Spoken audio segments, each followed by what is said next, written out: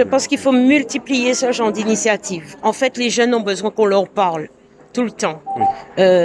Il faut jamais les blâmer, les juger en disant la jeunesse pas bon. Non, faut partir du constat que, en fait, nous les adultes, on doit absolument nous adresser à eux, leur parler gentiment, avec des mots, fermement aussi, quand il s'agit d'être ferme, quand il y a quelque chose qui n'est pas bien.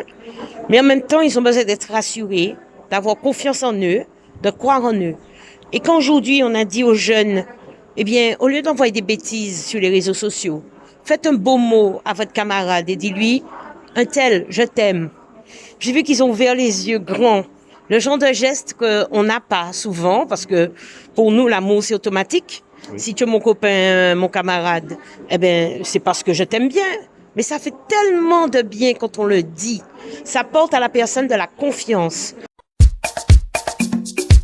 Et pourquoi pas, s'il y a des dispositifs comme ça qui se mettent en place, je serai la première à les aider. J'ai eu l'occasion de mettre en place de la médiation à Fort-de-France, autour des lycées. J'ai animé beaucoup de groupes de parole dans les lycées, les collèges, dans une grosse ville comme Fort-de-France qui a quand même beaucoup d'élèves et beaucoup d'établissements. Et on se rendait compte à chaque fois que ça faisait du bien, ça porte du bien. Parce que quand on est jeune, on peut être impétueux, on peut être, on déclenche vite. Eh bien, les adultes doivent nous aider à relativiser, prendre du recul et puis bon, ne pas souvent passer à l'acte.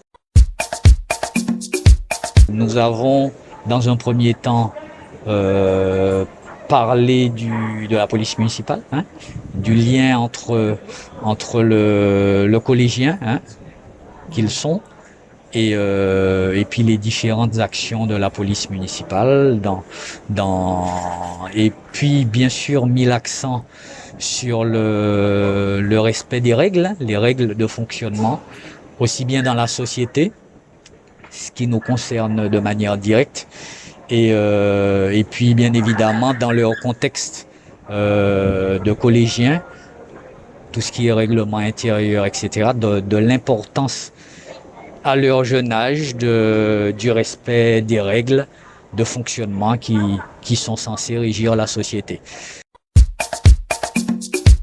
Ce projet, comme a dit ma collègue, a été mis en place à la suite d'un constat. C'est aussi un projet qui nous a été demandé par notre directeur, M. Barclay.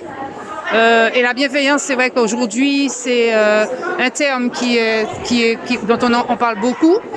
Et au sein du collège, c'est vrai que favoriser la bienveillance, permettre aux élèves de comprendre ce qu'est être bien avec l'autre, respecter l'autre, porter secours ou écouter l'autre permettra effectivement de mieux vivre ensemble et de pouvoir effectivement mieux appréhender les apprentissages aussi. En tout cas, notre souhait, c'est qu'ils puissent vraiment s'approprier ce concept-là. Donc le travail ne fait que commencer parce qu'après une semaine, il va falloir encore continuer avec les actions, reprendre les actions avec eux sous d'autres formes. Et au final, l'idée, c'est qu'on puisse élire un citoyen, enfin, ce sera plus un élève bienveillant. Donc, c'est un élève qui va relayer avec les médiateurs pour pouvoir effectivement promouvoir en fait cette action-là.